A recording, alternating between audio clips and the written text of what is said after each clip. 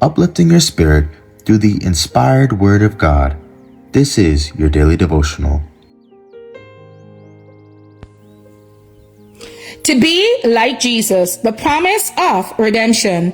And I will put enmity between thee and the woman, and between thy seed and her seed. It shall bruise thy head, and thou shalt bruise his heel. Genesis 3:15. In drooping flower and fallen leaf, Adam and his companion witnessed the first signs of decay. Vividly was brought to their minds the stern fact that every living thing must die. Even the air upon which their life depended bore the seeds of death. Continually, they were reminded also of their lost dominion. Among the lower creatures, Adam had stood as king, and so long as he remained loyal to God, all nature acknowledged his rule. But when he transgressed, this dominion was forfeited.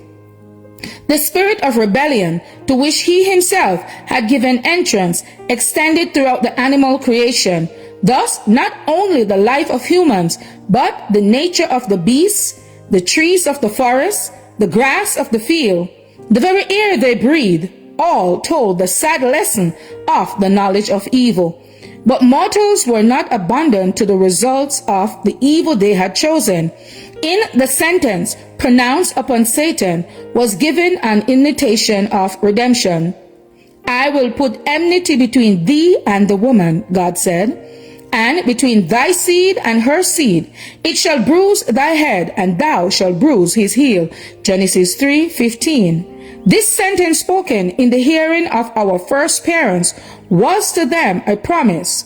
Before they heard of the thorn and the thistle, of the toil and sorrow that must be their portion, or of the dust to which they must return, they listened to words that could not fail of giving them hope. All that had been lost by yielding to Satan could be regained through Christ. This invitation also nature repeats to us. Though marred by sin, it speaks not only of creation, but of redemption. Though the earth bears testimony to the curse in the evident sign of decay, it is still rich and beautiful in the tokens of life-giving power. The trees cast off their leaves only to be robed with fresher verdure.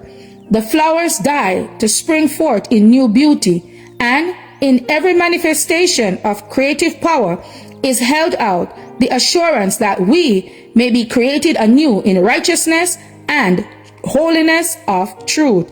Ephesians 4:24.